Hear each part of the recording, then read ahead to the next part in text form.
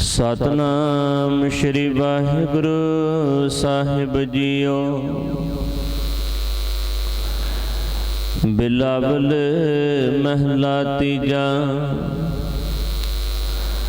पूरे गुर ते वड्याई पाई, अचिंत नाम वसिया मन आई। हौमे माया शब्द जलाई, दर साचे गुर शोभा पाई। जगदीश सिमू मैं अवर न काजा, अन दिन आनंद होवे मन मेरे। गुरमुख मांगू तेरा नाम निवाजा। जगदीश सिमू मैं अवर न काजा, हन दिन आनंद होवे मन मेरे। गुरमुख मांगो नाम तेरा नाम निवाजा रहाओ। मन की प्रतीत मन ते पाई, पूरे गुर ते शब्द बुझाई। जीवन मरण को समसर वेखै, बहुड़ न मरे ना जम पेखै। घर ही मैं सब कोट निधान, सतगुर दिखाए गया अभिमान। सद ही लागा सहज ध्यान, अनदिन गावे एको नाम। इस युग में वड्याई पाई, पूरे गुर ते नाम ध्याई। जह देखा तह रहा समाई, सदा सुख दाता कीमत नहीं पाई। पूरे भाग गुर पूरा पाया, अंतर नाम निधान दिखाया। गुर का शब्द अत मीठा लाया, नानक तृष्ण बुझी मन तन सुख पाया। गुर का शब्द अत मीठा लाया, नानक तृष्ण बुझी मन तन सुख पाया। वाहिगुरु जी का खालसा, वाहिगुरु जी की फतेह। परम सन्मानयोग धन धन साहिब श्री गुरु ग्रंथ साहिब सच्चे पातशाह जी दे पावन दरबार दियां हाजरियां भर रहे सतसंगी जन। सतगुरां ने कृपा कीती है, पावन बाणी दे विचों अज दी विचार बख्शिश कीती है। धन गुरु अमरदास सच्चे पातशाह जी वालों उच्चारण किया होया पावन शब्द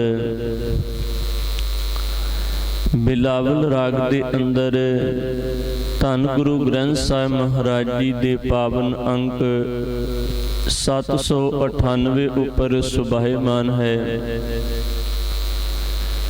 इस शब्द दे राही सतगुरु ने बहुत ही खूबसूरत तरीके दे नाल सानू जीवन दे अंदर समझाया है। शब्द दे रहाओ दे बंद दे अंदर सतगुरु कहंदे आ, जगदीश सिमू मैं अवर न काजा। जगदीश परमात्मा अकाल पुरख नूं मैं चेते करदा ते जीवन दे अंदर होर जिन्ने भी धार्मिक कीते हुए कर्म ने वो सारे व्यर्थ ने एक परमात्मा नूं चेते करन तो। जिन्हों धन गुरु अमरदास धन गुरु अर्जुन साहब सच्चे पातशाह जी ने भी अपने शब्दां दे राही बयान किया। कहन लगे हर बिन अवर क्रिया, क्रिया मतलब काम, हर बिन अवर क्रिया सब बिरथे। कहन लगे परमात्मा दे नाम तो बिना आ जिन्ने भी धर्म का नाम लैके कीते हुए फोटकट ये जिहड़े कर्म ने सब फोकट ने। ਇਹਨਾਂ ਦਾ ਜੀਵਨ ਦੇ ਅੰਦਰ ਕੋਈ ਲਾਭ ਨਹੀਂ। ਹਰ ਬਿਨ ਅਵਰ ਕਿਰਿਆ ਬਿਰਥੇ, ਜਪ ਤਪ ਸੰਜਮ ਕਰਮ ਕਮਾਣੇ ਇਹ ਉਰੇ ਮੂਸੇ। ਇਸ ਕਰਕੇ ਧੰਨ ਗੁਰੂ ਅਮਰਦਾਸ ਸੱਚੇ ਪਾਤਸ਼ਾਹ ਜੀ ਨੇ ਸ਼ਬਦ ਦੇ ਅੰਦਰ ਗੱਲ ਕੀਤੀ। ਕਹਿਣ ਲੱਗੇ ਕੇਵਲ ਇੱਕ ਪਰਮਾਤਮਾ ਅਕਾਲ ਪੁਰਖ ਨੂੰ ਚੇਤੇ ਕਰਨਾ ਹੀ, ਉਹਦੀ ਯਾਦ ਦੇ ਵਿੱਚ ਉਹਦੇ ਉੱਪਰ ਪੂਰਨ ਵਿਸ਼ਵਾਸ, ਪੂਰਨ ਭਰੋਸਾ ਲੈ ਕੇ ਆਉਣਾ, ਇਹੀ ਜ਼ਿੰਦਗੀ ਦੀ ਸਫਲਤਾ ਦੀ ਸੀੜੀ ਹੈ। ਜੇਕਰ ਇਨਸਾਨ ਸਿਰਫ ਮਿੱਥੇ ਹੋਏ ਧਾਰਮਿਕ ਫੋਕਟ ਕਰਮ ਕਰਦਾ ਰਹੇਗਾ, ਜ਼ਿੰਦਗੀ ਦੇ ਅੰਦਰ ਸਫਲਤਾ ਨਹੀਂ ਮਿਲੇਗੀ, ਸੁੱਖ ਤੇ ਚੈਨ ਇਨਸਾਨ ਨੂੰ ਜੀਵਨ ਦੇ ਵਿੱਚ ਨਹੀਂ ਮਿਲ ਸਕਦਾ। ਧੰਨ ਗੁਰੂ ਅਰਜਨ ਸਾਹਿਬ ਸੱਚੇ ਪਾਤਸ਼ਾਹ ਜੀ ਦਾ ਇੱਕ ਹੋਰ ਸ਼ਬਦ ਹੈ ਗੁਰਬਾਣੀ ਦੇ ਅੰਦਰ, ਜਿਹਦੇ ਵਿੱਚ ਉਹਨਾਂ ਨੇ ਗੱਲ ਕੀਤੀ। ਸਤਿਗੁਰੂ ਕਹਿਣ ਲੱਗੇ ਕਿ ਇਹ ਦੁਨੀਆ ਦੇ ਲੋਕੋ, ਜਿਨ੍ਹਾਂ ਜਿਨ੍ਹਾਂ ਇਨਸਾਨਾਂ ਨੇ ਵੀ ਸਿਰਫ ਧਾਰਮਿਕ ਮਿੱਥੇ ਹੋਏ ਕਰਮ ਕੀਤੇ ਨੇ, ਜੀਵਨ ਦੇ ਵਿੱਚੋਂ ਸੱਚਾਈ ਚਲੀ ਗਈ, ਇਮਾਨਦਾਰੀ ਚਲੀ ਗਈ, ਰੱਬ ਦੇ ਉੱਪਰ ਬਣਿਆ ਹੋਇਆ ਭਰੋਸਾ ਜਿਹੜਾ ਸੀ ਉਹ ਟੁੱਟ ਗਿਆ। ਕਹਿੰਦੇ ਨੇ ਉਹਨਾਂ ਨੂੰ ਜੀਵਨ ਦੇ ਅੰਦਰ ਕੁਝ ਵੀ ਪ੍ਰਾਪਤੀ ਨਹੀਂ ਹੋਈ, ਉਹ ਜੀਵਨ ਦੇ ਵਿੱਚ ਸੁੱਖ ਦੇ ਧਾਰਨੀ ਨਹੀਂ ਬਣ ਸਕੇ। ਸਤਿਗੁਰੂ ਨੇ ਤਾਂ ਹੀ ਤਾਂ ਗੱਲ ਕੀਤੀ, ਪ੍ਰਭ ਜੀ ਕੋ ਨਾਮ ਜਪਤ ਮਨ ਚੈਨ। ਕਹਿਣ ਲੱਗੇ ਰੱਬ ਜੀ ਦੇ ਨਾਮ ਨੂੰ ਜਪਣ ਦੇ ਨਾਲ ਮਨ ਕਰਕੇ ਇਨਸਾਨ ਸੁਖੀ ਹੁੰਦੇ। ਪ੍ਰਭ ਜੀ ਕੋ ਨਾਮ ਜਪਤ ਮਨ ਚੈਨ, ਬਹੁ ਪ੍ਰਕਾਰ ਖੋਜੇ ਸਭ ਤਾਕੋ ਬਿਖਮ ਨਾ ਜਾਈ ਲੈਣ। ਬੜੇ ਢੰਗ ਤਰੀਕੇ ਵਰਤੇ ਜਾਂਦੇ ਆ ਰੱਬ ਨੂੰ ਲੱਭਣ ਵਾਸਤੇ, ਉਹਦੀ ਪ੍ਰਾਪਤੀ ਕਰਨ ਵਾਸਤੇ, ਪਰ ਜ਼ਿੰਦਗੀ ਦੇ ਅੰਦਰ ਨਾ ਪਰਮਾਤਮਾ ਮਿਲਦਾ ਹੈ, ਨਾ ਹੀ ਸੁਖ ਜੀਵਨ ਦਾ ਧਾਰਨੀ ਬਣਦਾ ਹੈ। ਸੋ ਇਸ ਕਰਕੇ ਸਤਿਗੁਰੂ ਨੇ ਬਾਰ-ਬਾਰ ਬਾਣੀ ਦੇ ਵਿੱਚ ਸਾਨੂੰ ਇੱਥੇ ਲਿਆ ਕੇ ਟਿਕਾਉਣ ਦਾ ਯਤਨ ਕੀਤਾ ਹੈ। ਜੀਵਨ ਦੇ ਵਿੱਚ ਮਾਲਕ ਨੂੰ ਚੇਤੇ ਕਰਿਆ ਕਰ, ਰੱਬ ਦੀ ਬੰਦਗੀ ਕਰਿਆ ਕਰ, ਤੇਰਾ ਜੀਵਨ ਸਹੀ ਮਾਰਗ ਦੇ ਉੱਪਰ ਤੁਰੇਗਾ, ਜੀਵਨ ਖੂਬਸੂਰਤ ਬਣ ਜਾਏਗਾ। ਹੁਣ ਨਾਲ ਹੀ ਸਤਿਗੁਰੂ ਨੇ ਅੱਗੇ ਗੱਲ ਕੀਤੀ, ਕਹਿਣ ਲੱਗੇ ਅਨ ਦਿਨ ਆਨੰਦ ਹੋਵੇ ਮਨ ਮੇਰੇ, ਗੁਰਮੁਖ ਮੰਗੋ ਤੇਰਾ ਨਾਮ ਨਿਵਾਜਾ। ਮੈਂ ਜੀਵਨ ਦੇ ਅੰਦਰ ਜਦੋਂ ਵੀ ਅਰਦਾਸ ਕਰਦਾ, ਐ ਮਾਲਕ ਤੇਰੇ ਦਰ ਦੇ ਉੱਪਰ ਜੁੜ ਕੇ ਇਹੀ ਅਰਦਾਸ ਕੀਤੀ ਜਾ ਰਹੀ ਹੈ ਕਿ ਆਪਣੇ ਨਾਮ ਦੀ ਬਖਸ਼ਿਸ਼ ਮੇਰੀ ਝੋਲੀ ਦੇ ਵਿੱਚ ਪਾ, ਮੈਨੂੰ ਨਾਮ ਦੀ ਦਾਤ ਦੇ ਕੇ ਨਿਵਾਜ। ਕਿਉਂਕਿ ਜਿਸ ਨਾਮ ਦੀ ਬਰਕਤ ਦੇ ਨਾਲ ਮੈਂ ਵੀ ਜੀਵਨ ਦੇ ਅੰਦਰ ਅੰਦਨ ਆਨੰਦ ਹੋਵੇ ਮਨ ਮੇਰੇ, ਮੇਰੇ ਮਨ ਦੇ ਅੰਦਰ ਦਿਨ ਰਾਤ ਭਾਵ ਕਿ ਹਮੇਸ਼ਾ ਹੀ ਆਨੰਦ ਬਣਿਆ ਰਵੇ। ਗੁਰਬਾਣੀ ਦੇ ਅੰਦਰ ਬਾਰ-ਬਾਰ ਆਨੰਦ ਸ਼ਬਦ ਦੀ ਵਰਤੋਂ ਕੀਤੀ ਗਈ ਹੈ। ਜੇਕਰ ਆਪਾਂ ਸੁੱਖ ਦੀ ਗੱਲ ਕਰਦੇ ਹਾਂ ਤੇ ਸੁੱਖ ਦਾ ਵਿਰੋਧੀ ਸ਼ਬਦ ਹੈ ਦੁੱਖ, ਹੋਰ ਜਨਮ ਦਾ ਵਿਰੋਧੀ ਸ਼ਬਦ ਹੈ ਮਰਨ, ਹਰਖ ਦਾ ਵਿਰੋਧੀ ਸ਼ਬਦ ਹੈ ਕਿਤੇ ਨਾ ਕਿਤੇ ਸੋਗ, ਖੁਸ਼ੀ ਤੇ ਗਮੀ, ਇਹ ਸਾਰੇ ਵਿਰੋਧੀ ਸ਼ਬਦ ਨੇ। ਪਰ ਆਨੰਦ ਦਾ ਕੋਈ ਵੀ ਵਿਰੋਧੀ ਸ਼ਬਦ ਨਹੀਂ। ਤਾਂ ਹੀ ਤਾਂ ਸਤਿਗੁਰੂ ਨੇ ਪਾਵਨ ਬਾਣੀ ਦੇ ਅੰਦਰ ਆਖਿਆ ਹੈ, ਜਿਹੜਾ ਬੰਦਾ ਆਨੰਦ ਦਾ ਧਾਰਨੀ ਉਹ ਕਦੇ ਦੁਖੀ ਨਹੀਂ ਹੁੰਦਾ, ਉਹ ਹਮੇਸ਼ਾ ਖੇੜੇ ਦੇ ਵਿੱਚ ਰਹਿੰਦਾ ਹੈ, ਉਹ ਹਮੇਸ਼ਾ ਖੁਸ਼ੀ ਦੇ ਵਿੱਚ ਆਪਣੇ ਜੀਵਨ ਨੂੰ ਰੱਖਦਾ ਹੈ। ਸੋ ਸਤਿਗੁਰੂ ਨੇ ਆਖਿਆ ਅਨਦਿਨ ਆਨੰਦ ਹੋਵੇ ਮਨ ਮੇਰੇ, ਗੁਰਮੁਖ ਮੰਗੋ ਤੇਰਾ ਨਾਮ ਨਿਵਾਜਾ। ਸ਼ਬਦ ਦਾ ਪਹਿਲਾ ਬੰਦ ਹੈ ਜਿਹਦੇ ਵਿੱਚ ਗੱਲ ਕੀਤੀ ਗੁਰ ਪੂਰੇ ਤੇ ਵਡਿਆਈ ਪਾਈ। ਆਪਣੀ ਮਿਹਨਤ ਆਪਣੀ ਚਲਾਕੀ ਦੇ ਨਾਲ ਨਹੀਂ, ਇਹ ਤਾਂ ਗੁਰੂ ਦੀ ਸਮਝ, ਗੁਰੂ ਦੀ ਸਿੱਖਿਆ ਨੂੰ ਜੀਵਨ ਦੇ ਅੰਦਰ ਟਿਕਾਇਆ, ਨਿਮਰਤਾ ਦੀ ਮੂਰਤ ਬਣ ਗਿਆ। ਪਰਮਾਤਮਾ ਨੇ ਆਪਣੇ ਆਪ ਕਿਰਪਾ ਕਰ ਦਿੱਤੀ। ਸਤਿਗੁਰੂ ਨੇ ਕਿਹਾ ਗੁਰ ਪੂਰੇ ਗੁਰ ਤੇ ਵਡਿਆਈ ਪਾਈ। ਪੂਰੇ ਗੁਰੂ ਦੇ ਕੋਲੋਂ ਇਹ ਬਖਸ਼ਿਸ਼ ਮਿਲੀ ਹੈ, ਵਡਿਆਈ ਮਿਲੀ ਹੈ। ਅਚਿੰਤ ਨਾਮ ਵਸਿਆ ਮਨ ਆਈ। ਆਪਣੇ ਆਪ ਹੀ ਅਚਿੰਤ ਸ਼ਬਦ ਦਾ ਅਰਥ ਆਪਣੇ ਆਪ ਹੀ ਗੁਰੂ ਦੀ ਵਡਿਆਈ, ਗੁਰੂ ਦੀ ਬਖਸ਼ਿਸ਼ ਸਦਕਾ ਇਹ ਜਿਹੜਾ ਨਾਮ ਹੈ ਇਹ ਹਿਰਦੇ ਦੇ ਅੰਦਰ ਵਸ ਚੁੱਕਿਆ ਹੈ। ਜਪਜੀ ਸਾਹਿਬ ਦੀ ਪਾਵਨ ਬਾਣੀ ਜਦੋਂ ਆਪਾਂ ਪੜ੍ਹਦੇ ਹਾਂ, ਧੰਨ ਗੁਰੂ ਨਾਨਕ ਸਾਹਿਬ ਜੀ ਨੇ ਬੜੀ ਕਮਾਲ ਦੀ ਬਾਤ ਕੀਤੀ। ਕਹਿਣ ਲੱਗੇ, ਜਿਨ੍ਹਾਂ ਇਨਸਾਨਾਂ ਨੇ ਆਪਣੇ ਜੀਵਨ ਨੂੰ ਅੰਮ੍ਰਿਤ ਵਰਗਾ ਭਾਵ ਕਿ ਪਵਿੱਤਰ ਬਣਾ ਲਿਆ ਹੈ, ਫਿਰ ਗੁਰੂ ਬਖਸ਼ਿਸ਼ ਕਰਦਾ ਹੈ। ਉਹਨਾਂ ਇਨਸਾਨਾਂ ਦੇ ਜੀਵਨ ਦੇ ਅੰਦਰ ਨਾਮ ਦੀ ਕੀਮਤੀ ਦਾਤ, ਰਹਿਮਤ ਬਖਸ਼ਿਸ਼ ਕਰਕੇ ਦੇ ਦਿੰਦਾ ਹੈ। ਉਹਨਾਂ ਨੂੰ ਜੀਵਨ ਦੇ ਅੰਦਰ ਇਹ ਦਾਤ ਮਿਲਦੀ ਹੈ। ਸਤਿਗੁਰੂ ਨੇ ਗੱਲ ਕੀਤੀ, ਅੰਮ੍ਰਿਤ ਵੇਲਾ ਸਚ ਨਾਉ ਵਡਿਆਈ ਵਿਚਾਰ, ਕਰਮੀ ਆਵੇ ਕਪੜਾ ਨਦਰੀ ਮੋਖ ਦਵਾਰ, ਨਾਨਕ ਏਵੈ ਜਾਣੀਏ ਸਭ ਆਪੇ ਸਚਿਆਰ। ਅੰਮ੍ਰਿਤ ਵੇਲਾ, ਜਿਨ੍ਹਾਂ ਨੇ ਸਮੇਂ ਨੂੰ ਸਾਂਭਿਆ ਹੈ, ਆਪਣੀ ਜ਼ਿੰਦਗੀ ਦੀ ਸਵੇਰ ਨੂੰ ਸਾਂਭਿਆ ਹੈ, ਜਿਨ੍ਹਾਂ ਨੇ ਜਲਦੀ ਜਲਦੀ ਪਰਮਾਤਮਾ ਅਕਾਲ ਪੁਰਖ ਨੂੰ ਜਪਿਆ, ਉਦਮ ਕੀਤਾ ਹੈ ਜੀਵਨ ਨੂੰ ਚੰਗੇ ਪਾਸੇ ਤੋਰਨ ਵਾਸਤੇ। ਕਹਿਣ ਲੱਗੇ, ਉਹਨਾਂ ਨੂੰ ਜੀਵਨ ਦੇ ਅੰਦਰ ਵਡਿਆਈ ਮਿਲਦੀ ਹੈ, ਸੱਚ ਨਾਮ ਦੀ ਬਖਸ਼ਿਸ਼ ਮਿਲਦੀ ਹੈ। ਕਰਮੀ ਆਵੇ ਕੱਪੜਾ, ਕਹਿੰਦੇ ਨੇ ਕਰਮੀ ਭਾਵ ਕਿ ਬਖਸ਼ਿਸ਼ ਦਾ ਕੱਪੜਾ ਉਹਨਾਂ ਨੂੰ ਜੀਵਨ ਦੇ ਵਿੱਚ ਨਸੀਬ ਹੁੰਦਾ।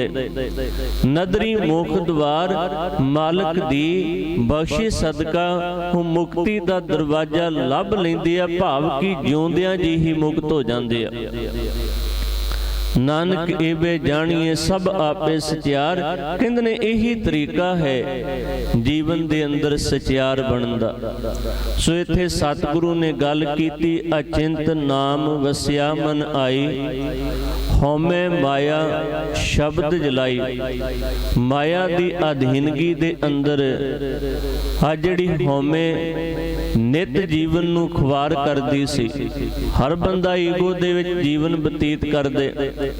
ਇੱਥੋਂ ਤੱਕ ਅਸੀਂ ਕਹਿੰਦੇ ਆ ਕਿ ਜਿਹੜੇ ਬਹੁਤੇ ਧਨਵਾਨ ਨੇ, ਜਿਨ੍ਹਾਂ ਦੇ ਕੋਲ ਬਹੁਤ ਜ਼ਿਆਦਾ ਦੌਲਤ ਹੈ, ਉਹੀ ਬੰਦੇ ਹਉਮੈ ਹੰਕਾਰ ਦੇ ਧਾਰਨੀ ਹੋਣਗੇ, ਈਗੋ ਵਾਲੇ ਹੋਣਗੇ। ਪਰ ਨਹੀਂ, ਕਈ ਵਾਰ ਗਰੀਬ ਬੰਦੇ ਵੀ ਬੜੇ ਹੰਕਾਰੀ ਹੁੰਦੇ ਆ, ਪੱਲੇ ਕੁਝ ਵੀ ਨਹੀਂ ਹੁੰਦਾ, ਫਿਰ ਵੀ ਹੰਕਾਰ ਬਹੁਤ ਜ਼ਿਆਦਾ ਹੁੰਦਾ ਹੈ। ਸੋ ਇਸ ਕਰਕੇ ਸਤਿਗੁਰੂ ਨੇ ਆਖਿਆ, ਹਉਮੈ ਨੂੰ ਜੀਵਨ ਦੇ ਵਿੱਚੋਂ ਇੱਕੋ ਤਰੀਕੇ ਦੇ ਨਾਲ ਮੁਕਾਇਆ ਜਾ ਸਕਦੇ ਕਿ ਸ਼ਬਦ ਦੇ ਨਾਲ ਜੁੜ ਕੇ ਸਮਝ ਹਾਸਲ ਕੀਤੀ ਜਾਵੇ ਤੇ ਉਸ ਸਮਝ ਮੁਤਾਬਕ ਆਪਣੇ ਜੀਵਨ ਨੂੰ ਬਤੀਤ ਕੀਤਾ ਜਾਵੇ। ਇਸ ਗੱਲ ਨੂੰ ਸਮਝਿਆ ਜਾਵੇ ਕਿ ਮੈਂ ਹੰਕਾਰ ਕਿਸ ਗੱਲ ਦਾ ਕਰ ਰਿਹਾ, ਮੇਰਾ ਆਪਣਾ ਇਸ ਦੁਨੀਆ ਦੇ ਅੰਦਰ ਹੈ ਹੀ ਕੁਝ ਨਹੀਂ। ਗੁਰਬਾਣੀ ਦੇ ਅੰਦਰ ਬਾਰ-ਬਾਰ ਤਾਂ ਹੀ ਤਾਂ ਸੁਚੇਤ ਕੀਤਾ ਗਿਆ ਹੈ ਕਿ ਬੰਦਿਆ ਕਿਸ ਗੱਲ ਦਾ ਗੁਮਾਨ ਕਰ ਰਹੇ, ਕਿਸ ਗੱਲ ਦਾ ਹੰਕਾਰ ਕਰ ਰਹੇ, ਤੇਰਾ ਆਪਣਾ ਇਸ ਦੁਨੀਆ ਦੇ ਅੰਦਰ ਹੈ ਕੌਣ। ਇੱਥੋਂ ਤੱਕ ਕਿ ਜਿਹੜਾ ਸਰੀਰ ਤੂੰ ਆਪਣੇ ਨਾਲ ਚੁੱਕੀ ਫਿਰਦਾ ਹੈ, ਇਹ ਸਰੀਰ ਵੀ ਤੇਰਾ ਆਪਣਾ ਨਹੀਂ। ਇੱਕ ਦਿਨ ਇਹਨੇ ਵੀ ਫਨਾ ਹੋ ਜਾਣਾ ਹੈ। ਹੁਣ ਜਿਹੜਾ ਸਰੀਰ ਹਮੇਸ਼ਾ ਤੇਰੇ ਨਾਲ ਹੈ, ਜਾਂ ਜਿਸ ਸਰੀਰ ਦੀ ਬਦੌਲਤ ਤੂੰ ਦੁਨੀਆ ਦੇ ਅੰਦਰ ਤੁਰਿਆ ਫਿਰਦਾ ਹੈ, ਜੇਕਰ ਇਹੀ ਤੇਰਾ ਆਪਣਾ ਨਹੀਂ ਤੇ ਦੁਨੀਆ ਦੇ ਪਦਾਰਥਾਂ, ਦੌਲਤਾਂ, ਸ਼ੋਹਰਤਾਂ ਦੀ ਕੀ ਗੱਲ ਕਰ ਰਹੇ। ਇਹੀ ਤਾਂ ਸਮਝ, ਇਹੋ ਹੀ ਗਿਆਨ ਦੀ ਬਾਤ ਧੰਨ ਗੁਰੂ ਗ੍ਰੰਥ ਸਾਹਿਬ ਮਹਾਰਾਜ ਜੀ ਦੀ ਪਾਵਨ ਬਾਣੀ ਨੇ ਸਾਨੂੰ ਸਮਝਾਈ ਹੈ। ਭਗਤ ਕਬੀਰ ਸਾਹਿਬ ਵੀ ਆਪਣੇ ਸ਼ਲੋਕਾਂ ਦੇ ਰਾਹੀਂ ਸਾਨੂੰ ਇਹ ਸਮਝਾ ਰਿਹਾ। ਕਬੀਰ ਗਰਭ ਕਰਤ ਹੈ, ਵਾਹਿਗੁਰੂ ਧੰਨ ਗੁਰੂ ਤੇਗ ਬਹਾਦਰ ਸਾਹਿਬ ਨੇ ਆਖਿਆ, ਗਰਭ ਕਰਤ ਹੈ ਦੇਹ ਕੋ ਬਿਨ ਸੇ ਛਿਨਮੈ ਮੀਤ, ਜੇ ਪ੍ਰਾਨੀ ਹਰ ਜਸ ਕਹਿਓ ਨਾਨਕ ਤਿਹ ਜਗ ਜੀਤ। ਤੇ ਭਗਤ ਕਬੀਰ ਸਾਹਿਬ ਜੀ ਵੀ ਸ਼ਲੋਕਾਂ ਦੇ ਅੰਦਰ ਕਹਿੰਦੇ ਆ, ਕਬੀਰ ਗਰਭ ਨਾ ਕੀਜੀਏ ਦੇਹੀ ਦੇਖ ਸੁਰੰਗ, ਆਜ ਕਾਲ ਤਜ ਜਾਓਗੇ ਜਿਉ ਕਾਂਚਰੀ ਮੇਰੀ ਭਿਅੰਗ। ਕਹਿਣ ਲੱਗੇ ਇਸ ਸਰੀਰ ਨੂੰ ਦੇਖ ਕੇ ਕੀ ਗੁਮਾਨ ਕਰ ਰਹੇ, ਕੀ ਮਾਣ ਕਰ ਰਹੇ? ਅੱਜ ਕੱਲ ਇਸ ਨੂੰ ਛੱਡ ਕੇ ਤੁਰ ਜਾਏਗਾ ਜਿਵੇਂ ਸੱਪ ਬਾਰ-ਬਾਰ ਕੁੰਜ ਲਾਉਂਦਾ ਰਹਿੰਦੇ। ਬਿਲਕੁਲ ਇਸੇ ਤਰੀਕੇ ਦੇ ਨਾਲ ਸਰੀਰ ਵੀ ਇੱਕ ਦਿਨ ਤੈਨੂੰ ਛੱਡਣਾ ਪਵੇਗਾ। ਨਾਲ ਹੀ ਕਹਿ ਦਿੱਤਾ ਕਬੀਰ ਗਰਭ ਨਾ ਕੀਜੀਏ ਉੱਚਾ ਦੇਖ ਆਵਾਸ, ਆਜ ਕਾਲ ਭੋਏ ਲੇਟਣਾ ਉੱਪਰ ਜਾਮੇ ਘਾਸ। ਕਿਸ ਗੱਲ ਦਾ ਗੁਮਾਨ ਹੈ? ਬੜੀਆਂ ਮਹਿਲ ਮਾੜੀਆਂ ਉੱਚੀਆਂ ਉੱਚੀਆਂ ਕੋਠੀਆਂ ਦਾ ਮਾਣ ਕਰ ਰਹੇ। ਕਹਿਣ ਲੱਗੇ ਅੱਜ ਕੱਲ ਭਾਵ ਕਿ ਪਤਾ ਨਹੀਂ ਕਦੋਂ ਇਹ ਸਾਰਾ ਕੁਝ ਛੱਡ ਜਾਣਾ। ਇਹ ਤੇਰਾ ਆਪਣਾ ਕੁਝ ਵੀ ਨਹੀਂ ਇਹਨਾਂ ਦੇ ਵਿੱਚ। ਧੰਨ ਗੁਰੂ ਗ੍ਰੰਥ ਸਾਹਿਬ ਜੀ ਨੇ ਬਾਰ-ਬਾਰ ਸਾਨੂੰ ਸਮਝਾਇਆ। ਇਸ ਕਰਕੇ ਜ਼ਿੰਦਗੀ ਦੇ ਅੰਦਰ ਸਮਝ ਜਦੋਂ ਗੁਰੂ ਦਾ ਗਿਆਨ, ਗੁਰੂ ਦਾ ਸ਼ਬਦ ਜੀਵਨ ਦੇ ਅੰਦਰ ਟਿਕਦੇ, ਫਿਰ ਬਖਸ਼ਿਸ਼ ਹੁੰਦੀ ਹੈ ਤੇ ਇਨਸਾਨ ਨੂੰ ਹੌਲੀ ਹੌਲੀ ਇਹ ਗੱਲਾਂ ਸਮਝ ਆਉਂਦੀਆਂ ਨੇ ਤੇ ਬਖਸ਼ਿਸ਼ ਰਹਿਮਤ ਸਦਕਾ ਇਨਸਾਨ ਹਉਮੈ ਹੰਕਾਰ ਦੇ ਵਿੱਚੋਂ ਨਿਕਲ ਕੇ ਨਿਮਰਤਾ ਦੀ ਮੂਰਤ ਬਣ ਕੇ ਜੀਵਨ ਬਤੀਤ ਕਰਨ ਲੱਗ ਪੈਂਦਾ ਹੈ। ਇੱਥੇ ਇਹੀ ਗੱਲ ਕੀਤੀ, ਹਉਮੈ ਮਾਇਆ ਸ਼ਬਦ ਜਲਾਈ। ਮਾਇਆ ਦੀ ਅਧੀਨਗੀ ਦੇ ਵਿੱਚ ਆਣ ਕੇ ਜਿਹੜੀ ਹਉਮੈ ਨਿਤ ਪ੍ਰਬਲ ਹੋ ਰਹੀ ਸੀ, ਉਸ ਸ਼ਬਦ ਦੀ ਬਰਕਤ ਦੇ ਨਾਲ ਉਸ ਨੂੰ ਸਾੜ ਕੇ ਸਵਾਹ ਕਰ ਦਿੱਤਾ।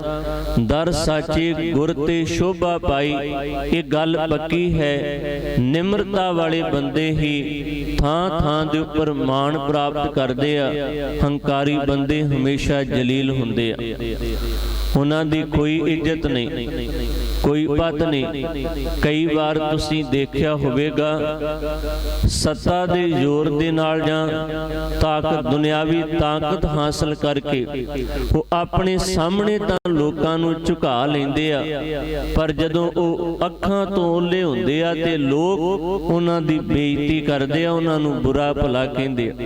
ਭਾਵ ਕਿ ਉਹ ਸਤਿਕਾਰਯੋਗ ਨਹੀਂ, ਉਹ ਸਨਮਾਨਯੋਗ ਨਹੀਂ, ਉਹ ਚੰਗੇ ਇਨਸਾਨ ਨਹੀਂ। ਉਹਨਾਂ ਦੇ ਅੰਦਰ ਦੀ ਈਗੋ ਪ੍ਰਬਲ ਹੈ। ਉਹ ਸਾਰਾ ਕੁਝ ਆਪਣਾ ਬਣਾਉਣਾ ਚਾਹੁੰਦੇ ਆ। ਉਹ ਕਹਿੰਦੇ ਆ ਕਿ ਅਸੀਂ ਸਿਰਮੌਰ ਹਾਂ, ਬਾਕੀ ਸਾਰੇ ਲੋਕ ਸਾਡੇ ਤੋਂ ਨੀਵੇਂ ਨੇ, ਸਾਡੀ ਬਰਾਬਰੀ ਨਹੀਂ ਕਰ ਸਕਦੇ। ਐਸੇ ਬੰਦੇ ਹਮੇਸ਼ਾ ਦੁਨੀਆ ਦੇ ਅੰਦਰ ਸਤਿਕਾਰਯੋਗ ਨਹੀਂ ਹੋਇਆ ਕਰਦੇ। ਐਸੇ ਬੰਦੇ ਹਮੇਸ਼ਾ ਲੋਕਾਂ ਦੀ ਬੇਇੱਜ਼ਤੀ ਦਾ ਪਾਤਰ ਬਣਿਆ ਕਰਦੇ ਆ। ਸੋ ਸਤਿਗੁਰੂ ਨੇ ਆਖਿਆ ਸ਼ੋਭਾ ਮਾਣ ਤਾਣ ਸਨਮਾਨ ਉਹਨਾਂ ਦਾ ਹੀ ਹੁੰਦਾ ਹੈ ਜਿਹੜੇ ਨਿਮਰਤਾ ਵਾਲੇ ਨੇ, ਜਿਹੜੇ ਹਉਮੈ ਹੰਕਾਰ ਤੋਂ ਰਹਿਤ ਨੇ।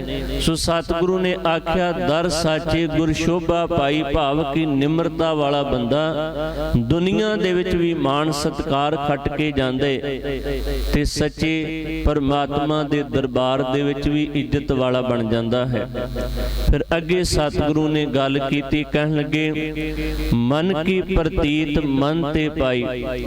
ਮਨ ਦੇ ਅੰਦਰ ਭਰੋਸਾ ਮੁਕੰਮਲ ਹੋਵੇ ਤੇ ਸਾਰੀਆਂ ਦਾਤਾਂ ਮਿਲ ਜਾਂਦੀਆਂ ਨੇ। ਪੂਰੇ ਗੁਰ ਤੇ ਸ਼ਬਦ ਬੁਝਾਈ, ਪਰ ਇਹ ਗੱਲਾਂ ਦੇ ਸਮਝ ਪੂਰੇ ਗੁਰੂ ਦੇ ਸ਼ਬਦ ਦੁਆਰਾ ਹੀ ਹੁੰਦੀ ਹੈ। ਹੁਣ ਆਪਾਂ ਗੁਰੂ ਗ੍ਰੰਥ ਸਾਹਿਬ ਨੂੰ ਪੜ੍ਹਦੇ ਹਾਂ, ਇੱਕ ਇੱਕ ਸ਼ਬਦ, ਇੱਕ ਇੱਕ ਅੱਖਰ ਸਾਨੂੰ ਗਿਆਨ ਦੇ ਰਿਹਾ ਹੈ ਤੇ ਇਹ ਗਿਆਨ ਸਾਡੇ ਜੀਵਨ ਵਾਸਤੇ ਬੜਾ ਕੀਮਤੀ ਹੈ, ਬਹੁਤ ਅਹਿਮੀਅਤ ਰੱਖਦਾ ਹੈ। ਦੁੱਖ ਅਸੀਂ ਤਾਂ ਹੀ ਦੁਖੀ ਤਾਂ ਹੀ ਹੁੰਨੇ ਆ ਕਿ ਇਸ ਗਿਆਨ ਨੂੰ ਅਸੀਂ ਸਮਝ ਕੇ ਵਿਚਾਰ ਕੇ ਆਪਣੇ ਜੀਵਨ ਦੇ ਵਿੱਚ ਲਾਗੂ ਨਹੀਂ ਕਰ ਰਹੇ।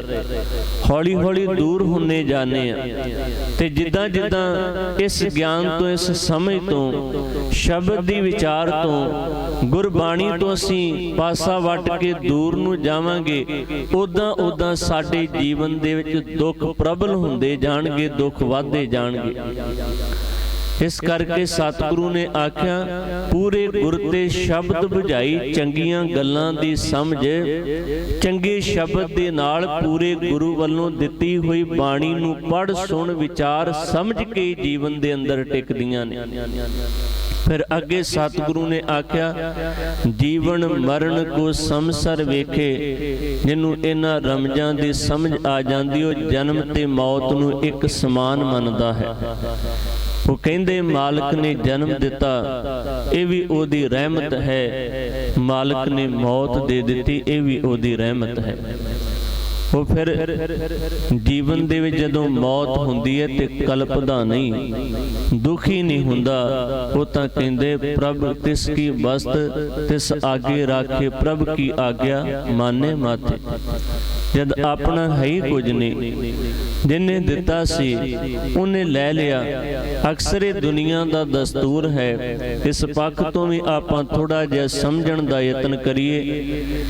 असीं किसी दे कोलों वस्तु उधारी मंगीए सदा नहीं रख सकते, केवल वरत सकते हैं, वरत के उन्होंने वापस करनी पैंदी है। जिहदी वस्तु हुंदी है कोई भी, हुण उधार सुधार तां दुनिया दे समाज दे अंदर आपां विचरदे हैं, चलदा है। लोड़ पैंदी है किसे तो कोई चीज़ मंगी जाती है, समान मंगिया जाता है, वरत के उसनूं वापस दे दिता जाता है। बिल्कुल इसे तरीके दे नाल समझ लईए, परमात्मा ने सानू ये जिंदगी ये जीवन दिता है, ते एक वक्त वो लै भी लवेगा। ते जदों साडे कोलों कोई वस्त वापस लैंदे ते असीं गिला शिकवा नहीं करदे, असीं कहने आ धन्नवाद है तेरा, तू साडा काम चलाउण वास्ते सानू ये वस्त दिती। पर इधर असीं धन्नवाद नहीं करदे। जदों परमात्मा ये वस्त अपनी वापस लैंदा है, शरीर भी एक वस्त है, जिंदगी एक वस्त है, एक पदार्थ है। गुरबाणी आपां पढ़दे हैं, सतगुरु ने इसनूं भी पदार्थ आख्या।